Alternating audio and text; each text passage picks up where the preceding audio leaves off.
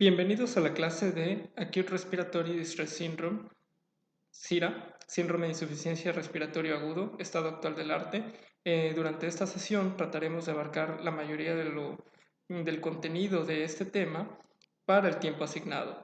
Mi nombre es Roberto Miguel Cruz Avendaño, soy residente de cuarto año de Medicina Interna del Hospital General de Especialidades Javier Buenfil Osorio. Bien, como preámbulo, aquí hay unos encabezados que son la bibliografía que estuve consultando para armar esta presentación. Son del 2019 al 2020, excepto el artículo sobre la toma de biopsia en estos pacientes, que es del 2015. La agenda de trabajo para esta sesión será un breve repaso histórico para llegar a la definición, epidemiología de la enfermedad, fisiopatología, determinar si es válido realizar un screening, realizar el diagnóstico, tratamiento eficaz, tratamiento de rescate y pronóstico. Bueno, pues se comienza a observar distintos casos de este síndrome en 1967 en Denver, y en este lugar un médico llamado de apellido Auerbach hizo una investigación y un reporte de serie de casos en los cuales todos tenían un aparente edema agudo de pulmón, pero no se explicaba por falla cardíaca izquierda. Este fue el primer reporte o serie de casos a partir del cual se puso atención a este síndrome, y de manera que en 1994 el American and European Council hizo una definición que es el síndrome inflamatorio agudo manifestado como edema pulmonar difuso con falla respiratoria que no puede explicarse por falla cardíaca izquierda. En el 2011, y bueno, desde el 2000, el ARTS Network va causando esta definición, va haciendo un modelo de trabajo con volúmenes bajos de volumen minuto para la ventilación mecánica de esos pacientes como manejo, y se va instaurando con mayor facilidad una definición, de manera que en el 2012 se crea por la definición de Berlín sus 3 grados de severidad y los criterios que veremos en un momento. Más adelante se han hecho otros estudios muy importantes como el LungSafe, en los cuales determinan la prevalencia de esta enfermedad y a partir de los cuales se han podido crear scores importantes para determinar terapias de rescate como el ECMO. Entonces, definamos SDRA o síndrome de estrés respiratorio agudo.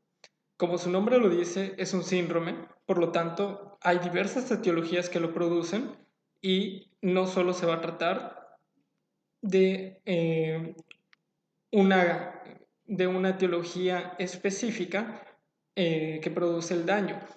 El común de este síndrome es que va a haber un daño al parénquima del pulmón y por lo tanto este daño va a comprometer a través de la destrucción del parénquima, edema del tejido, remodelación y otras fases histológicas que trataremos a continuación, va a comprometer el intercambio de oxígeno y de dióxido de carbono, de manera que cualquier factor que destruya o altere todo lo que es la membrana alveolo-capilar pulmonar va a llevar o tiene la posibilidad de desarrollar este síndrome. Básicamente, también tendríamos que comentar que es una respuesta inmunológica normal en el cual hay un estado proinflamatorio que destruye de manera agresiva a la membrana alveolo-capilar. Como hemos comentado, al ser un síndrome, puede ser una causa directa, es decir, que afecte al parénquima pulmonar, como en el caso de una neumonía o una infección en específico, o indirecta, como cualquier otra patología que lleve a un estado proinflamatorio, como la sepsis, las pancreatitis severas, quemaduras severas y cualquier otra patología que por el estado proinflamatorio llegue a comprometer la membrana alveolo-capilar. Esto nos va a llevar a falla respiratoria debido a que no va a haber unidades de intercambio y a un edema pulmonar no cardiogénico, aunque esto es importante recalcar que en la actualidad pese a que se debe considerar como un edema pulmonar no cardiogénico, un tercio de estos pacientes coexisten con falla cardíaca. Por lo tanto, el que tenga falla cardíaca el paciente no es exclusorio de que tenga síndrome de estrés respiratorio agudo, siempre y cuando la falla cardíaca no justifique por completo el compromiso de oxigenación del paciente. Aparte, el compromiso va a ser o debe ser lo suficiente para que el paciente requiera ventilación con presión positiva, ya sea desde un dispositivo tipo CPAP que no sea invasivo o que requiera la ventilación mecánica invasiva, que es a lo cual va a estar más dirigida esta exposición. En cuanto a la epidemiología y el pronóstico, caben recalcar los siguientes datos. En Estados Unidos se presentan 190,000 casos con 74,000 muertes al año. Los supervivientes de los pacientes que sobreviven, solo el 50% retoma labores a los 12 meses. Esto se debe a distintas consecuencias de la enfermedad que comentaremos más adelante. Y es muy importante estas limitaciones porque solo el 50% retoma los labores, a pesar de que es poco común terminar con una falla o una limitación respiratoria crónica significativa. De acuerdo al estudio LongSafe, la mortalidad depende de cómo clasifiquemos al paciente, si leve, moderado y severo, y será del 34, 40 y 46% respectivamente. Hay que comentar que este estudio dio bastante pie a comentarios de si la mortalidad es exclusivamente por el ARDS o el SIRA, que es lo mismo, o si está bien determinada por otras comorbilidades. Por ejemplo, al estratificar algunos grupos de este estudio de LongSafe, se observó que los pacientes inmunocomprometidos tienen una mayor mortalidad respecto al resto de los pacientes. No se ha podido establecer si por sí sola el SIRA produce estos porcentajes de mortalidad.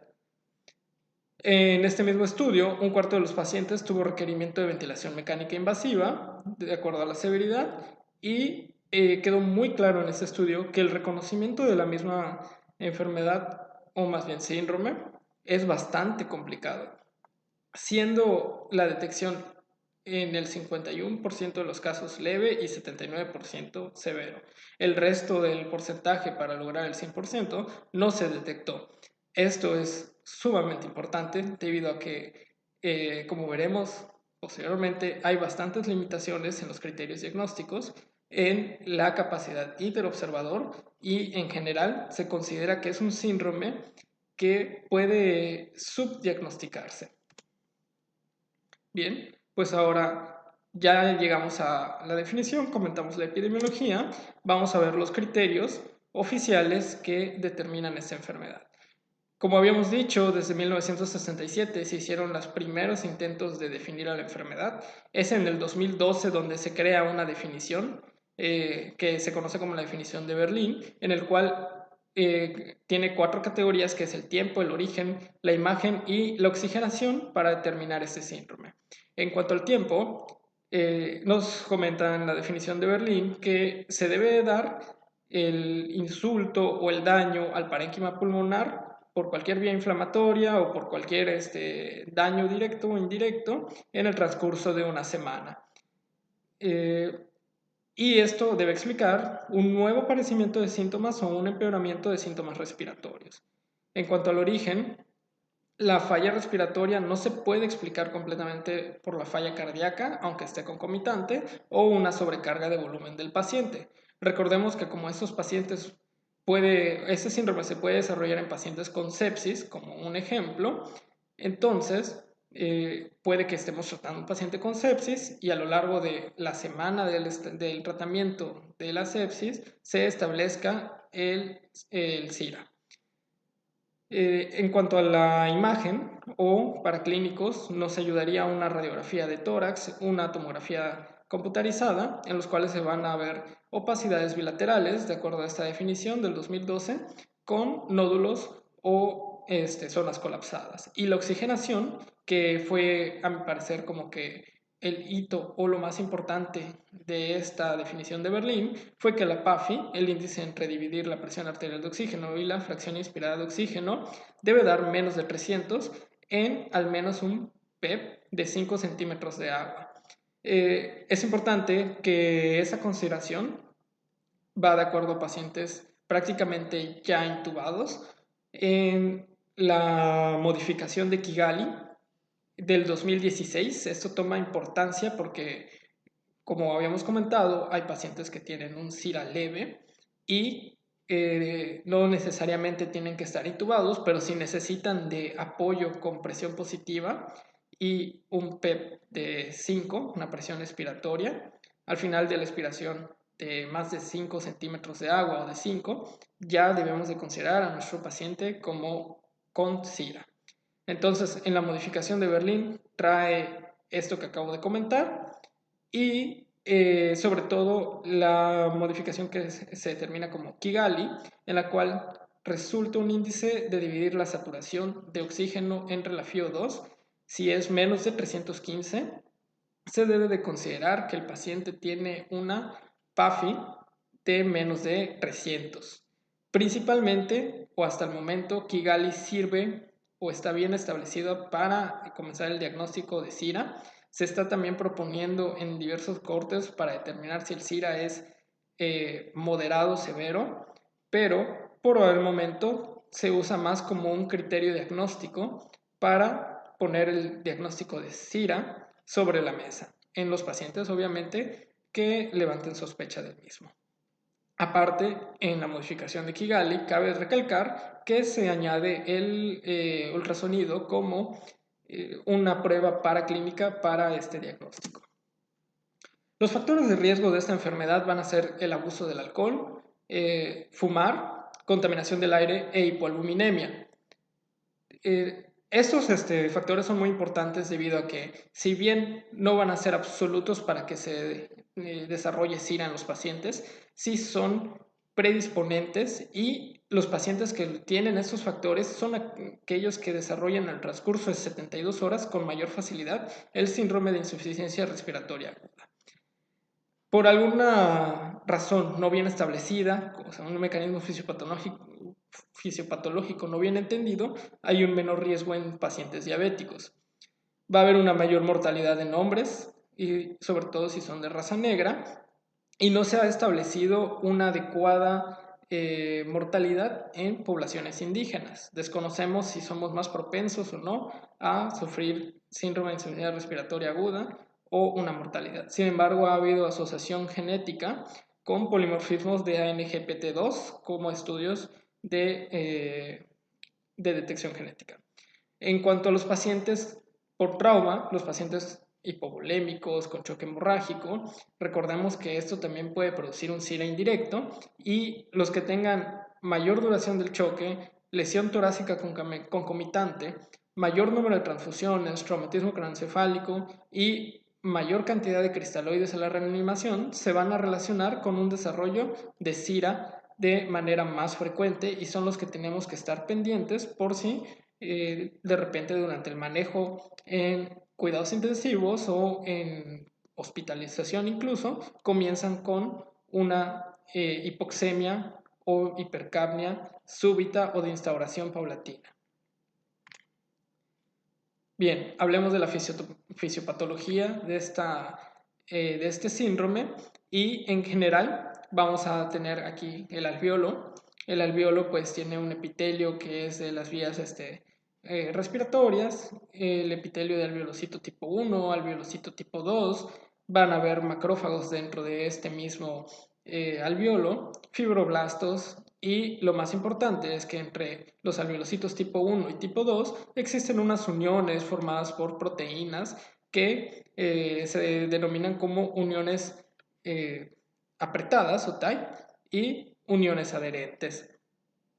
Entonces, cuando hay un insulto, es decir, un estado inflamatorio, una bacteria, cualquier daño que produzca inflamación a nivel, ya sea desde fuera del alveolo por medio del capilar algún patógeno que se instaure, por una bacteriemia, estados interleucinas, etcétera, de sepsis que vengan por el capilar y produzcan la lesión de estas uniones, o patógenos que vengan desde la vía aérea de forma externa y colonicen e infecten el alveolo, pues van a destruir primeramente estas uniones. Estas uniones son fundamentales porque recordemos que en todos los tejidos hay un intersticio, en este caso se ve aquí, donde estoy pasando el puntero, y se tiende a acumular líquido. Cuando estas uniones están íntegras, los alveolocitos funcionan con bombas ATP-ASA, que son acá, que se observan sobre todo en los alveolocitos tipo 2, para reabsorber ese exceso de líquido y fomentar que haya un adecuado intercambio de oxígeno y dióxido de carbono.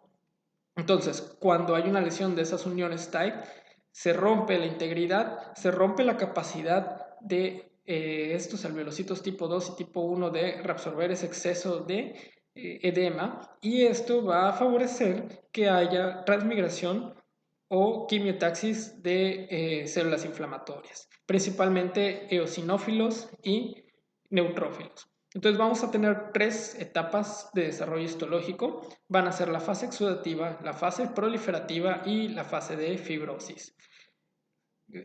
Por regla general se considera de forma académica que duran 7 días cada una de estas fases, sin embargo no es un hecho tajante, es decir, en la fase exudativa puede durar hasta 10 días, la proliferativa puede extenderse hasta unos 14 días y la de fibrosis puede prolongarse indeterminadamente. En la fase exudativa, sobre todo, pues vamos a ver que hay un edema intersticial. En la fase proliferativa, en las flechas aquí hay migración de eosinófilos con remodelación, y aquí hay neutrófilos que salen en el alveolocito. Vean cómo está completamente edematizado por el depósito en la tinción. A nivel microscópico, pues se ve pérdida de la integridad de la membrana basal, eritrocitos, migración, pérdida de la integridad de la unidad ventilatoria, y pues este estado inflamatorio agudo en la fase exudativa va a llevar principalmente al edema que ya se había comentado, esto a la quimiotaxis que lleva al remodelamiento y finalmente a la fibrosis. En esta enfermedad, sin embargo, no todo es tan preciso como lo estoy describiendo. Parte de que no tengamos adecuado consenso o no podamos determinar algunos manejos o la evolución de los pacientes en algunas características de la población, es que al hacer biopsias de ellos encontramos una heterogeneidad histopatológica, y esto se ha visto relacionado a nivel bioquímico con los complejos de daño alveolar difuso, en los cuales se van produciendo por el estímulo lesivo, que es en general el TRAIL. El TRAIL es el ligando de inducción de apoptosis relacionado con factor de necrosis tumoral alfa. Esto estimula a eosinófilos, macrófagos y neutrófilos, y se producen proteasas, especies reactivas de oxígeno, redes de ataque de neutrófilos y migración de plaquetas que evitan la adecuada formación o reepitelización del alveolo, y por lo tanto no se forman bien los alveolocitos tipo 2. De hecho, hay una tendencia a predominar en su proliferación de novo de los alveolocitos tipo 2. Esos alveolocitos tipo 2 producen surfactante, pero recordemos que no tienen una buena capacidad de intercambio de oxígeno y CO2. Si se dan cuenta, son cúbicos. Los alveolocitos tipo 1 son planos y por lo tanto comprometen la oxigenación o la capacidad de intercambio gaseoso del paciente. Aparte, si nosotros ya estamos manejando SIRA y manejamos volúmenes altos, el VALI, la lesión pulmonar inducida por volumen, también favorece la producción de factores inflamatorios, destrucción de eritrocitos, liberación de hemoglobina. La hemoglobina es un factor tóxico para las células de forma libre, y pues esto hace que se pierda surfactante, se produzca disminución de la proteína C y complejos Reich. Como les había comentado, eso es muy importante, hay una heterogeneidad histopatológica, lo cual nos lleva a pensar que hay diversos pacientes o que como todo síndrome no se comporta exactamente igual o de la misma manera en todos los pacientes y por lo tanto podemos clasificar como fenotipos. Hay un fenotipo que es hiperinflamatorio y otro que es hipoinflamatorio. La subclasificación de fenotipos de los pacientes es algo que está muy en boga actualmente. Se está haciendo principalmente en enfermedades autoinmunes, se está haciendo en sepsis, se está haciendo en tipos de lesión renal.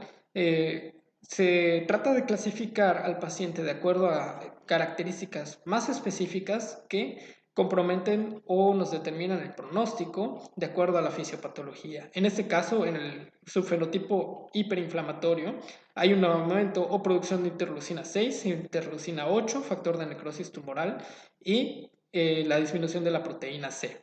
Esto se da en el 30% de los pacientes y se relaciona con mayor choque y acidosis metabólica. En cambio, en el 70% de los pacientes es un estado hipoinflamatorio, hay una menor mortalidad y una mejor respuesta al tratamiento. ¿De qué nos sirve esto? No es solamente de forma académica, se han tratado de hacer dianas terapéuticas pensando que el SIRA es un estado proinflamatorio. Se trató de ver la utilidad del uso de simvastatina por Mauley en 2014. Se determinó la dosis de simvastatina, se le dio a los pacientes con SIRA y trató de limitarse el daño sin obtener resultados. Sin embargo, en un análisis post-hoc de este estudio, se encontró que al clasificar a los pacientes en subfenotipos, como mostramos aquí, los pacientes que recibieron simvastatina sí disminuían en cuanto a la mortalidad. Como este ensayo clínico no tuvo un buen diseño metodológico o no se diseñó para ver estos subfenotipos, no se pueden sacar conclusiones acerca del uso de simvastatina. Pero es muy importante dejarlo como ejemplo de las alternativas terapéuticas que podríamos obtener si clasificamos adecuadamente a los pacientes. Bien, ahora pasemos al diagnóstico, screening y tratamiento. Primero vamos con el screening. Pues bien, es una patología, como habíamos dicho, sindromática, en la cual tratamos de diagnosticarlo de manera temprana. El no diagnosticarlo de manera temprana conlleva a pérdida del parénquima pulmonar. Por lo tanto, tratemos de hacer scores que van a diagnosticar de forma temprana al paciente. Se han hecho el LIPS y el EALI. Ambos, desgraciadamente, han tenido muy mala capacidad de detección de este síndrome, con un valor predictivo positivo del 18% para el IPS y del 53% para el EALI, y por lo tanto, actualmente no existe un score útil al momento. Se recomienda, más que nada, contextualizar al paciente, determinar los factores de riesgo que había comentado previamente en las primeras diapositivas y tener vigilancia de estos pacientes porque son los que más probablemente van a desarrollar la enfermedad. Incluso en estos scores se puntúan los factores de riesgo que he comentado hasta el momento. Muy bien, ahora vamos a determinar el diagnóstico por los criterios clínicos vigentes. Ya los expuso en la definición, por lo que quiero exponer principalmente o contrastar la definición de Berlín del 2012 con la del Consejo y Concilio Americano Europeo. Bien, pues previamente cuando esta patología empezó a surgir, se consideraba que debía de descartarse la afectación de cavidad cardíaca izquierda y se consideraba que todos los pacientes debían tener una medida de la presión de la arteria pulmonar de menos de 18. Sin embargo, esto actualmente es completamente innecesario. Esto era porque se estaba apenas definiendo la enfermedad y al momento hay criterios clínicos que son sensibles, lo suficientemente sensibles para clasificar al enfermo. El tiempo, a pesar de que no está precisamente definido, se nos comenta que debe ser en el transcurso de una semana de la instauración del daño, pero recordemos que puede ser desde las 72 horas y si el paciente tiene los factores de riesgo que se han comentado, es más probable que lo desarrolle en ese tiempo de 72 horas. La adaptación de Kigali es muy importante tenerla en cuenta debido a que es lo que nos habla de si podemos detectar al paciente con la simple saturación en vez de tener una gasometría forzosamente. El bajo poder interobservador de la imagen se refiere a que, pese a que podamos tener una radiografía o incluso una tomografía axial computarizada, es difícil que concordemos entre todos los que están viendo la misma imagen y podemos pensar que no se trata de CIRA. En estos criterios diagnósticos pues se añade el ultrasonido y por el momento no hay inclusión de estos factores de riesgo ni subfenotipos, pero es probable que en un futuro se añadan a el manejo y diagnóstico de estos pacientes. Aquí les presento tomografías y radiografías de pacientes para hacer la distinción. En cuanto a la tomografía, pues aquí vemos en este panel que predomina sobre todo el vidrio despulido en las mitades anteriores de ambos hemitórax. Estas hipodensidades que se observan aquí, que no permiten ver bien el parénquima en esta ventana pulmonar, se conoce como vidrio despulido y son las que se relacionan con el síndrome de insuficiencia respiratoria aguda. Aquí hay entre telectasias y parches de compromiso del parénquima, siendo estas sobre todo derrame pleural, aquí esta hipodensidad, y los parches de afectación. En una radiografía podemos tener el problema o presentar el primer problema de distinguir o clasificar a nuestro paciente como si sí es un CIRA o una cardiopatía que está dando edema agudo de pulmón. Si se dan cuenta, se ven muy semejantes las radiografías, pero la del panel B tiene una silueta cardíaca incrementada de tamaño, cardiomegalia, un predominio de la radiopacidad unilateralmente hacia la derecha en parches y en el panel A se observan más difuminados, no solo de predominio en las bases, y en la silueta cardíaca pues se observa normal. Claro que no podemos esperar que todos los cardiópatas tengan cardiomegalia o decir que ya porque tiene cardiomegalia no es CIRA, pero es un dato que podemos usar de manera rápida y fácil si lo encontramos en nuestros pacientes para orientar nuestra impresión diagnóstica. Esta es otra placa, este es del mismo paciente, un paciente de 55 años, ingresado a hospitalización de urgencias, en el cual primero se veía un pequeño infiltrado tipo radiopacidad en vidrio esmerilado del lado derecho, unilateral, no muy concluyente, y a las 72 horas desarrolla la hipoxemia severa, la hipercapnia y los infiltrados más notorios. Muy bien, pues aquí hay otras tomografías, son del mismo paciente a distintos cortes o más bien a distintos niveles. En el panel A pues estamos en el callado aórtico a nivel de la tráquea antes de la bifurcación y podemos rescatar aquí el vidrio esmerilado que se observa tanto en la parte anterior como en las bases subpleurales. Esto es importante, normalmente se va a ver el vidrio esmerilado de forma subpleural y aquí ya a nivel casi un poco más abajo de la división o la carina, se observan las radiopacidades, hipodensidades en vidrio esmerilado de esta tomografía. Es el mismo paciente a los 2 meses en los mismos niveles. Se observa el compromiso al que puede llevar este síndrome, en el cual hay un honeycombing, destrucción del parénquima o de las unidades alveolares que parecen panal de abejas. También hay todavía bastante exudado que está proliferando en fase de fibrosis, hay todavía vidrio despulido en lo que queda del parénquima y francamente hay obliteración de algunos vías aéreas distales del mismo paciente. Bien, pues entonces debemos establecer los diagnósticos diferenciales. Por una parte está la neumonía eosinofílica. En este caso encontraríamos al paciente con un predominio en la VH de eosinófilos, un contexto de alergias en la mayoría de los casos y pues esto nos puede orientar hacia el diagnóstico. En el caso de una hemorragia alveolar difusa, normalmente encontraríamos una disminución de la hemoglobina en la biometría hemática. Encontraríamos también al paciente en un contexto que puede ir desde el reumático hasta el nefrológico. Puede ser un paciente con una patología reumatológica bien establecida o de reciente instauración, pero datos que nos lleven a pensar esto, como rash malar, dolor articular, etc. Y si no, puede instaurarse en el contexto de un paciente con nefropatía de reciente diagnóstico en el cual va a predominar proteinuria. Va a haber, por lo tanto, normalmente hipoproteinemia. Y esto en relación al síndrome de Good-Pasteur, que si encontramos anticuerpos antimembrana basal, pues le denominaremos como enfermedad de Good-Pasteur. En el caso de la neumonía intersticial, normalmente es un paciente que tiene un historial de tos, pérdida de peso, astenia, dinamia, y en la tomografía de alta resolución se va a ver desde el inicio afectaciones en específico que nos permitirían catalogarlo como un tipo de neumopatía intersticial, que sería NINE, NIU, etcétera, etcétera.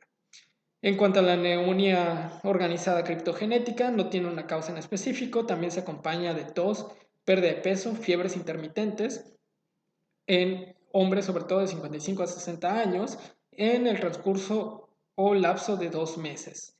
Y en el caso de falla cardíaca, que sería el diagnóstico más importante, puede ir desde el contexto del paciente, que sea hipertenso, diabético, con obesidad, es decir, un paciente metabólico, que a la exploración nosotros veamos una sobrecarga hídrica en extremidades en la periferia, o si es una falla cardíaca seca, podemos de todas maneras encontrar el desplazamiento de la punta como una cardiomegalia, un ecocardiograma nos sería de mucha utilidad para determinar la FEBI y el BNP de menos de 100 nos hablaría que es poco probable que tenga una falla cardíaca al momento. Entonces, como vemos, es difícil llegar al diagnóstico en algunos casos. Por lo tanto, vamos a proponer este algoritmo que lo hizo Palak Shapa et al. En el 2015, publicado en el CHEST, aquí está la bibliografía abajo, y ellos comentan que por medio de este algoritmo, si hay infiltrados y hipoxia aguda de forma bilateral, pensemos en el ARTS, pero si no es completamente explicado, podemos hacer un lavado broncoalveolar con cultivo, PCR viral, conteo celular y citología. De aquí pues nos puede salir plenamente infección con patógenos típicos, o puede tener una infección con atípicos, o puede no quedar clara la etiología. En caso de que sospechemos el diagnóstico, puede irse dirigido hacia malignidad, enfermedad pulmonar intersticial o las infecciones atípicas que estábamos comentando. En el caso de las infecciones atípicas, pues podemos dar tratamiento empírico. Por ejemplo, un paciente hospitalizado de larga evolución pues tiene mayor riesgo de infección por gram negativos, anaerobios, incluso hongos, ¿no?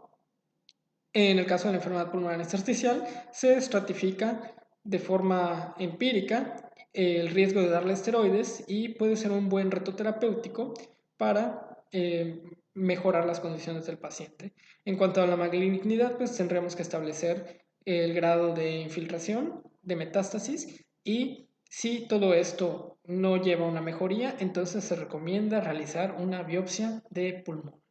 Incluso con todo este algoritmo, es importante comentar que este síndrome queda sin identificar el patógeno en un 50 a 60% de los pacientes.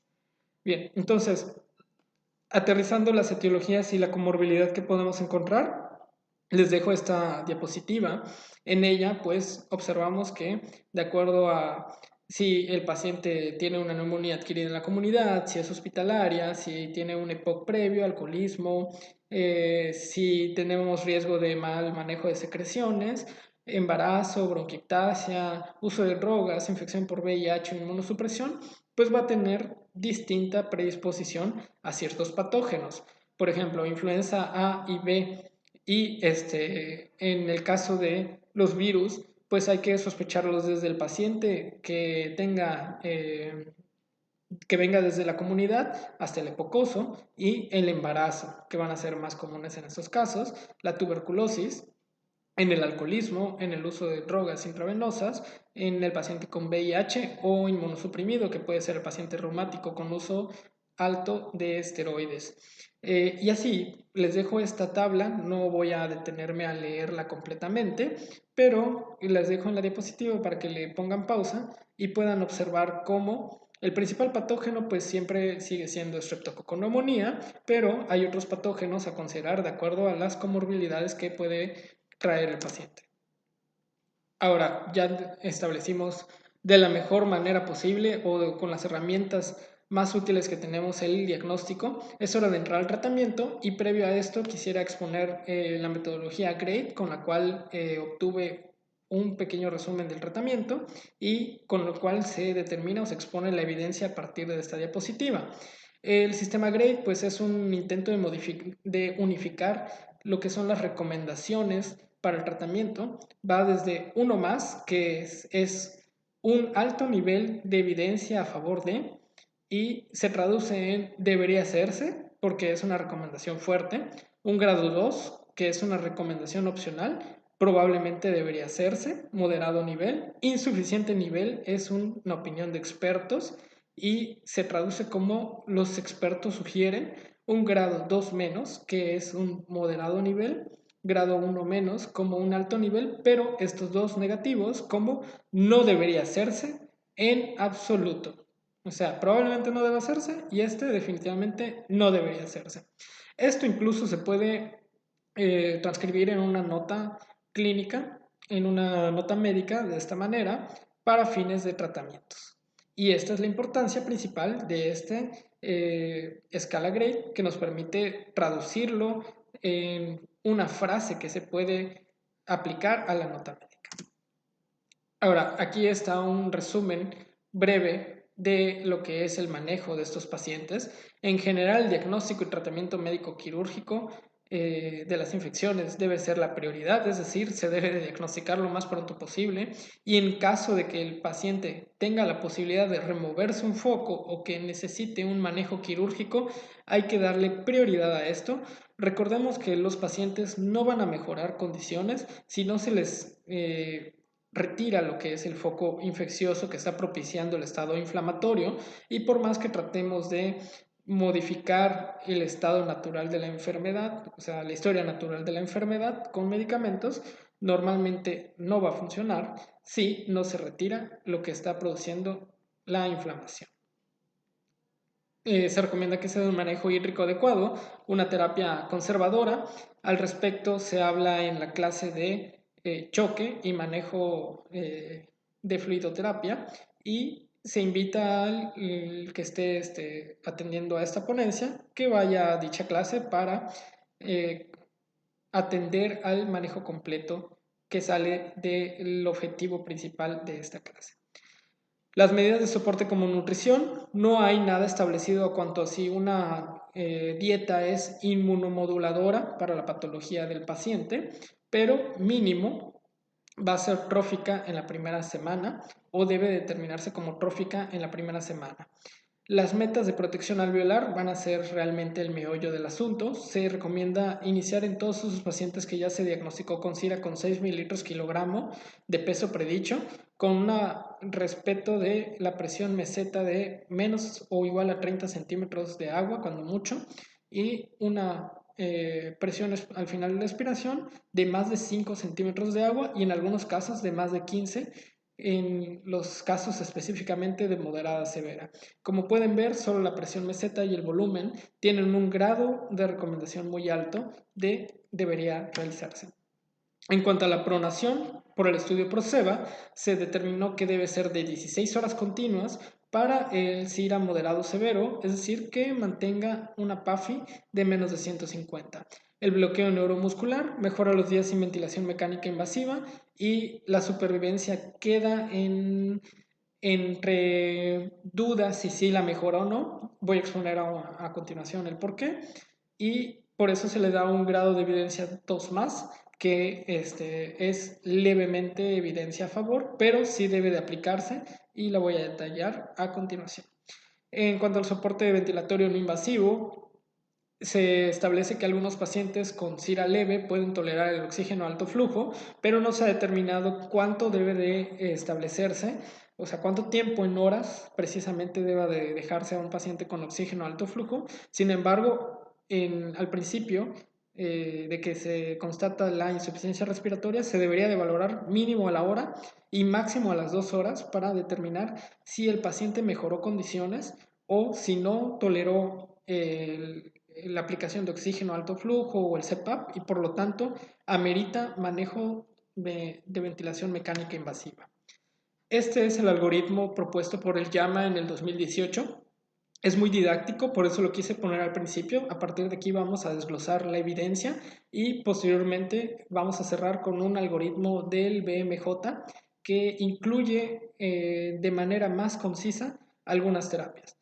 Sin embargo, quiero empezar con este por lo didáctico que se presenta para el manejo inicial. Entonces, tenemos que el paciente cumple la definición de Berlín. Recordamos que aquí ya también podemos meter a Kigali. Debe ser un establecimiento agudo de 72 horas a una semana. La falla respiratoria no se explica principalmente por edema o sobrecarga. Hay radiopacidades bilaterales en la radiografía de tórax. Hay un inicio una valoración inicial que ya con esto nos da el diagnóstico y se debe de tratar la causa desencadenante del SIRA o una neumonía con antibiótico-terapia, la más probable para la patología del paciente, o en el caso de que tenga pancreatitis, de que tenga quemaduras, etcétera, el manejo hídrico correspondiente o de la patología correspondiente.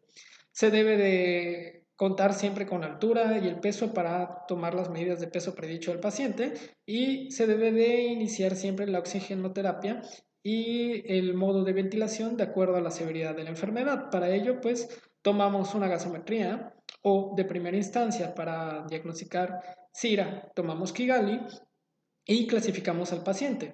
Si la PAFI está entre 200 a 300, con un PEP o CPAP de más de 5 centímetros de agua, tenemos que ver si el paciente está recibiendo ventilación no invasiva, entonces tenemos que valorar si la tolera. Pasamos a esta parte del algoritmo, aquí estamos, y continuamos con la ventilación no invasiva, valorando cada hora, cada 2 horas, hasta que el paciente mejore o necesite de manejo avanzado de la vía aérea porque ya evolucionó como un SIRA moderado o un SIRA severo.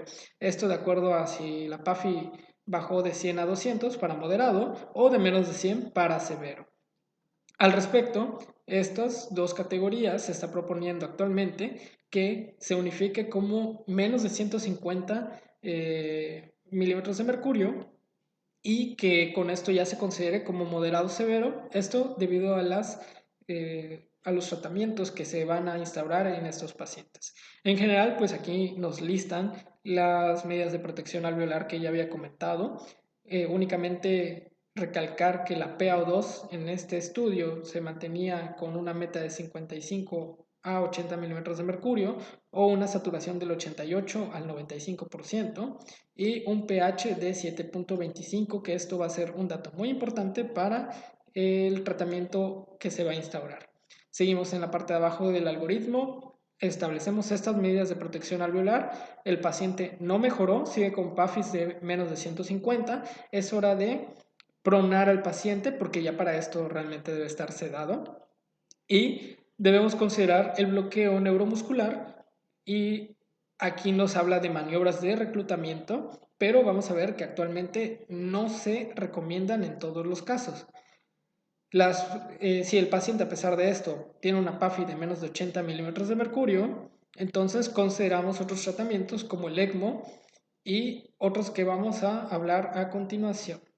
Muy bien, eso es para que tengan una idea en general de cómo ir clasificando y manejando a los pacientes. Ahorita voy a detallar la evidencia al respecto. En cuanto al manejo hídrico de los pacientes, pues aquí tenemos una curva de Kaplan-Meier de este artículo del 2006, en el cual tenemos a qué grupo, a los dos se les dio reanimación hídrica, una medida por catéter venoso central y otro por catéter de la arteria pulmonar y en ambos casos no hubo ninguna diferencia en cuanto a disminuir la asistencia por ventilación mecánica invasiva ni en la supervivencia. Si se dan cuenta, no es que esta sea una curva de catéter venoso y esta de catéter arterial, sino que están pegadas unas con otras y por lo tanto se observa que no hay ninguna diferencia estadísticamente significativa al respecto en cuanto a supervivencia y evitar la ventilación mecánica invasiva.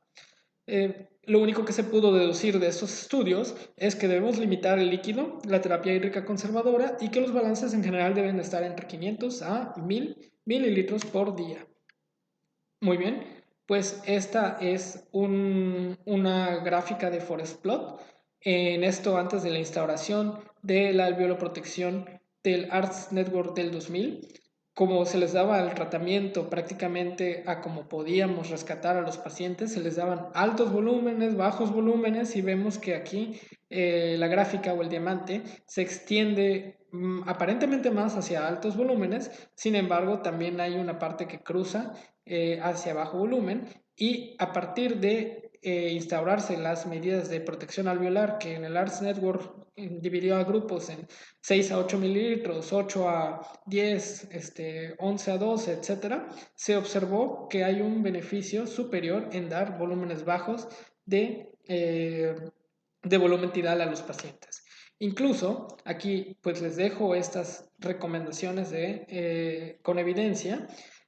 No me voy a detener a detallar todas, pero son muy útiles para que ustedes las chequen pausando el video, las lean con detenimiento y estas vienen en este artículo citado aquí abajo y nos hablan de la siguiente manera o recalcando la siguiente terapéutica.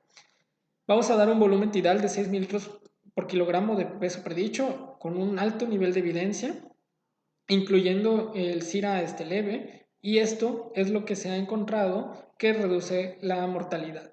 Si esto no me permite mantener a raya la acidosis metabólica, tengo que aumentar los volúmenes. Esto es una recomendación de expertos y con un alto nivel de evidencia nunca me debo pasar de la presión meseta o plateau de 30 centímetros de agua, porque si me voy más de esta presión voy a aumentar la mortalidad.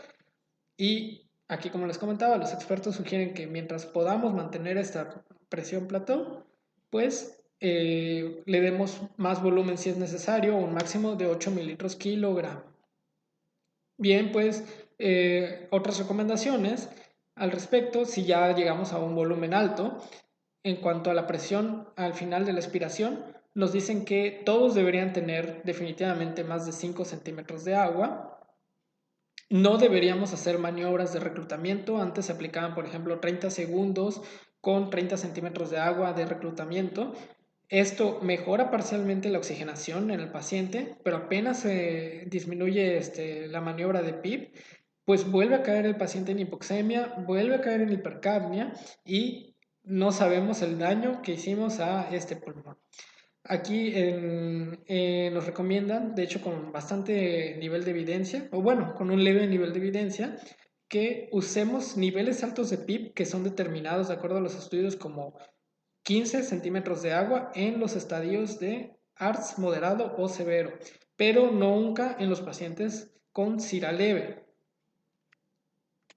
Y bien, si ya llegamos a nuestro máximo de PIP, ya tenemos la presión meseta en tope, ya tenemos el volumen al máximo, ya no podemos hacer más y no mejora el paciente, entonces es momento de considerar, y esto lo debemos hacer en el transcurso de 24 a 48 horas, porque aquí de hecho con leve nivel de evidencia nos recomiendan que no más de 48 horas para iniciar cisatracurio, pues si vemos que el paciente tiene menos de 150 milímetros de mercurio en la PAFI, que persiste a pesar de nuestras maniobras, entonces iniciaríamos una infusión de cisatracurio. Vienen ámpulas de 5 miligramos en 2.5 mililitros, se diluye y afora. Son 10 ámpulas en 100 centímetros cúbicos de solución salina al 0.9%. Se da una dosis de carga de 0.1 a 0.2 miligramos kilogramos, de acuerdo al estudio Greenberg del 2013, y una dosis de mantenimiento de 1 a 3 microgramos kilogramo minuto. El estudio que completó o que determinó que había una disminución de mortalidad es el Accuracies, en el cual se dio a una dosis de 37 miligramos hora. Y al respecto de si es igual o no a becuronio, pues se ha hecho un estudio de este autor, Otil et al., que pertenece al Colorado Pulmonary Outcomes Research Group, que es el CEPOR, y este grupo comparó el cisatracurio con becuronio. No hay en cuanto a los días como números absolutos una gran diferencia, sin embargo estadísticamente sí hay una significancia en favor del cisatracurio y por lo tanto la FDA le ha dado la aprobación únicamente al cisatracurio. El becuronio queda como off-label, es decir, se podría usar, pero no está recomendado por ninguna guía de práctica clínica ni por la FDA. Por lo tanto, no se ponen dosis del becuronio en esa presentación.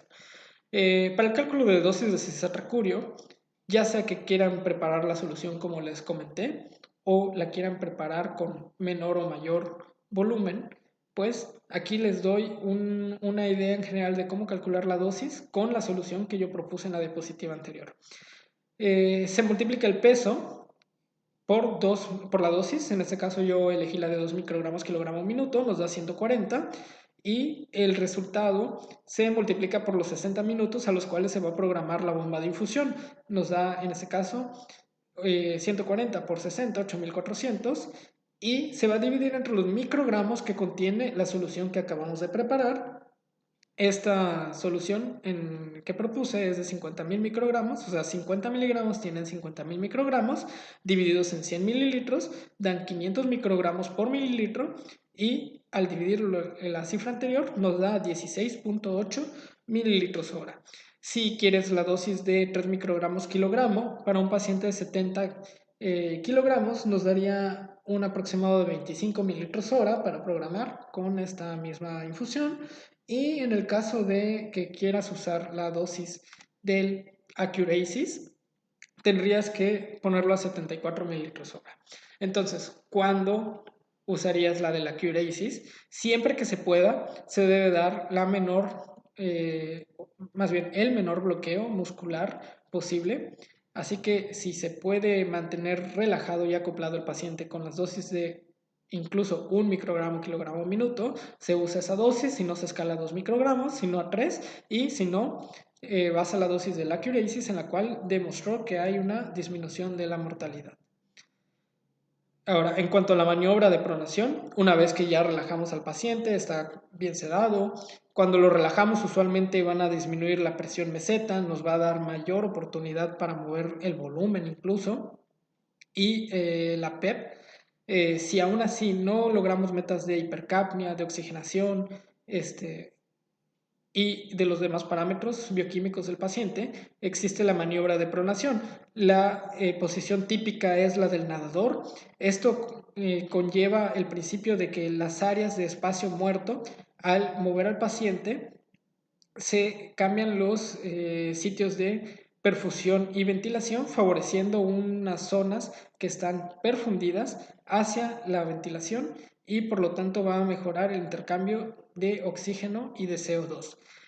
Para llevar a cabo esto hay un checklist, este es propuesto por el Critical Care de Northampton, es todo una lista de lo que se debe de checar. Recordemos que específicamente en el caso de los pacientes masculinos, pues tenemos que tener cuidado con la necrosis de genitales. Por lo tanto, al voltear al paciente debe haber almohadillas en cara, en brazos, en genitales, separando las piernas, porque es una de las complicaciones de esta maniobra.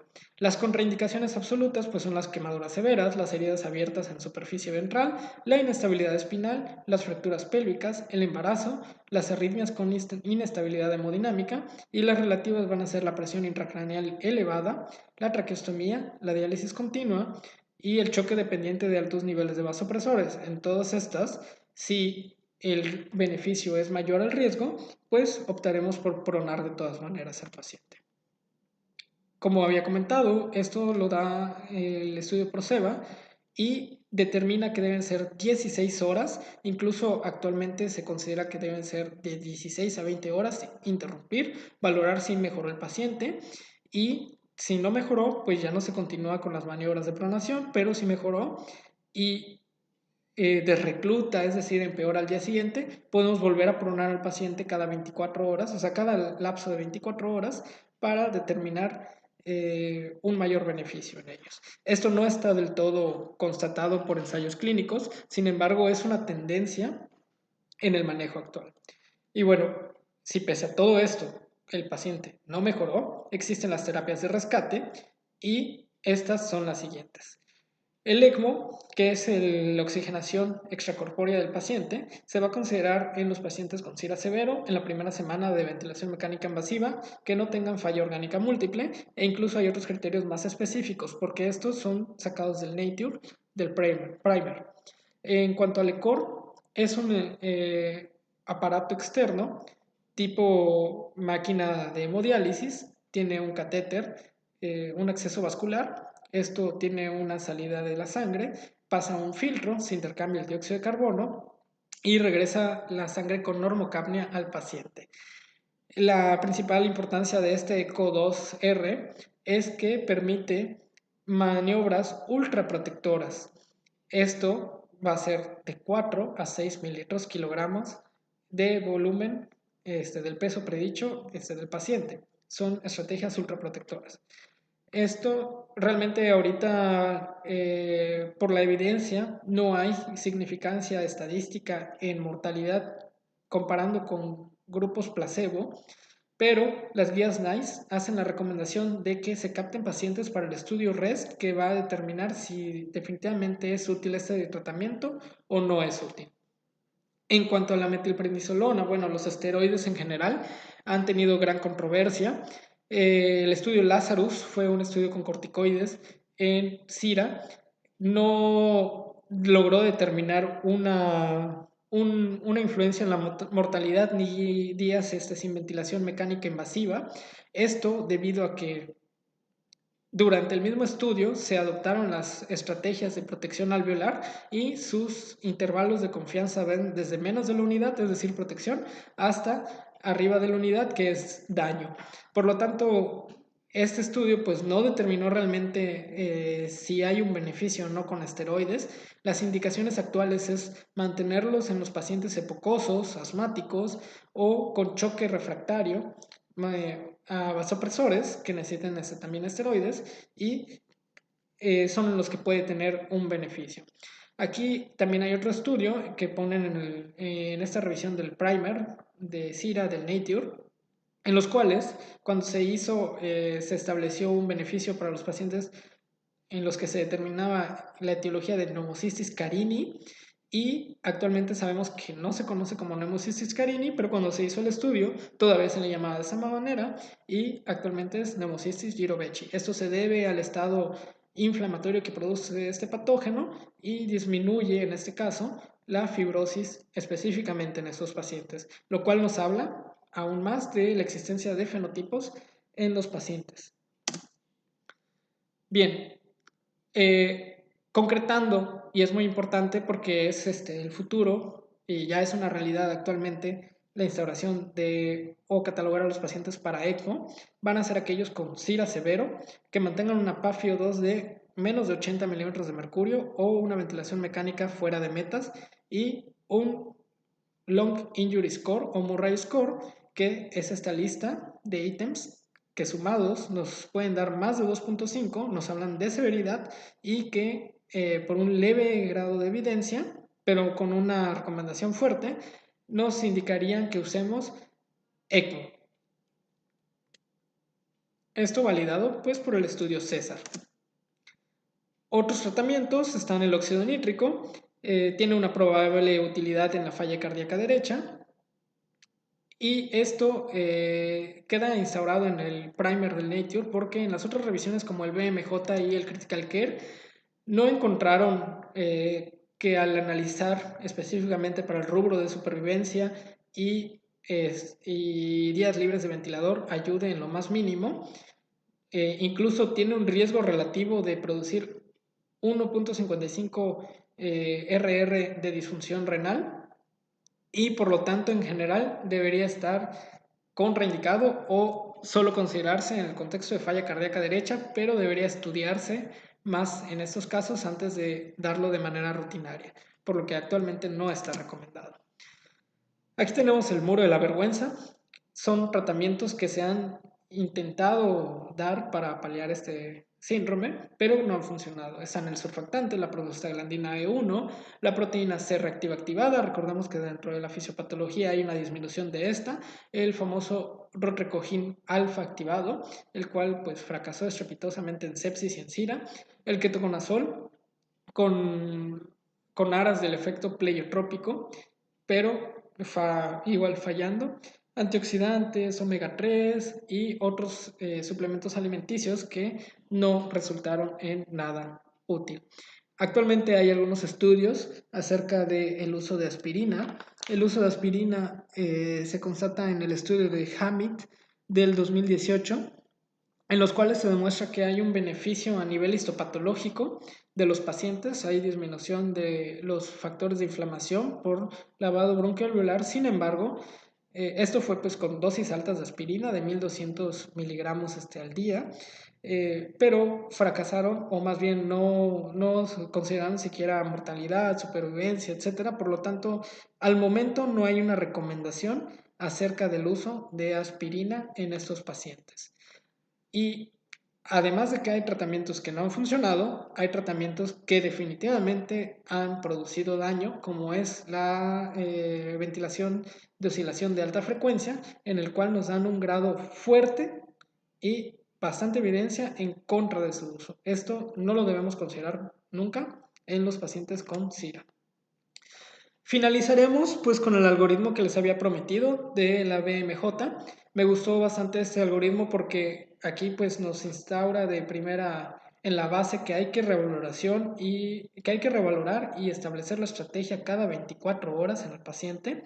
Se debe iniciar la ventilación mecánica con las medidas de protección que ya hemos comentado hasta el cansancio. Están aquí más detalladas: presión plató de menos de 30, PIB de más de 5. Aquí vean que son muy inteligentes y no se comprometen a decir súbele la PIB a 15, a 20, etcétera. Recordemos que PIB de 10 es más de 10 es PIB moderada, más de 15 es alta, y solo tendría recomendación de experto para su uso en los pacientes en los que aún sin romper estas metas podamos subir un poco la PIB y mejorar la oxigenación y el estado ácido base del paciente. Entonces, si con esto tenemos PAFIs de menos de 200, lo que estamos considerando, altos niveles de PIB, mejorar la oxigenación. Si tiene menos de 150, es momento de considerar la posición en prono y el bloqueo neuromuscular, y en caso de que se mantenga incluso en menos de 80, hay que poner sobre la mesa el tratamiento de ECMO veno-venoso. Aquí está la rosa de la valoración, que es revalorar cada 24 horas, ver que tenga la PIB de más de 5, que tenga un volumen tidal de 6 mililitros kilogramos de peso predicho y una presión plateau de menos de 30 centímetros de agua. Y aquí nos detalla cada uno de los manejos de forma muy concisa. Es muy importante recordar que la posición prono debe ser de más de 16 horas al día y lo más que se pueda por días consecutivos. Y los test de altos PIB son de más de 12 centímetros de agua. Solo se deben de checar si la oxigenación del paciente mejora, sin inestabilidad hemodinámica y para mantener una presión plateau de menos de 30. Aquí pareciera que me hubiera olvidado de algo muy importante, que es el driving pressure. Sin embargo, para el corte y formación de estas guías de práctica clínica, no hay una evidencia contundente de si su manejo o su meta conlleva una disminución de la mortalidad, por lo tanto no lo van a ver en los algoritmos. Y es muy importante pues comentar que probablemente a futuro sea una de las metas con nivel de evidencia útil. Y bueno, aquí hay otros tratamientos que podrían considerarse, como el uso de óxido nítrico que habíamos comentado, sobre todo para llegar a volúmenes más altos. No se recomienda el ECOR de manera rutinaria, no se recomienda el uso del driving pressure, por lo que acabo de comentar, y soporte de ventilación parcial en las fases tempranas. Definitivamente no deberíamos usar maniobras de reclutamiento de manera sistemática, es decir, no a todos los pacientes, solo a los que tengan estas características aquí listadas. Y no se debería usar para nada la ventilación de alta frecuencia. Entonces, lo que me gustaría que se lleven a casa es que se deben de instaurar las medidas de protección alveolar, que son estas, usar niveles de PIB elevados solo si se persiste con menos de 200, usar bloqueo neuromuscular si tiene menos de 150, posición de prono, y el ECMO considerarlo en menos de 80. Y bueno, por mi parte, nada más queda comentar el pronóstico. Les había comentado al principio de la clase que se recuperan estos pacientes en el transcurso de 6 a 12 meses. La función pulmonar usualmente es adecuada. La función física está disminuida, pero no es incapacitante. Y lo que sí es importante y está en estudio actualmente son los trastornos del ánimo, la concentración y la atención que tienen estos pacientes en el área cognitiva, debido a que pueden tener estados de depresión, pueden tener estados o baja en las pruebas para cognición, atención, memoria, y esto apenas se está determinando el mecanismo fisiopatológico por el cual se llega a estos trastornos. Esta es la bibliografía cuyos encabezados les mostré al principio. Por mi parte sería todo. Muchas gracias, espero que les haya sido de utilidad y puedan aplicarlo lo más pronto en su campo clínico.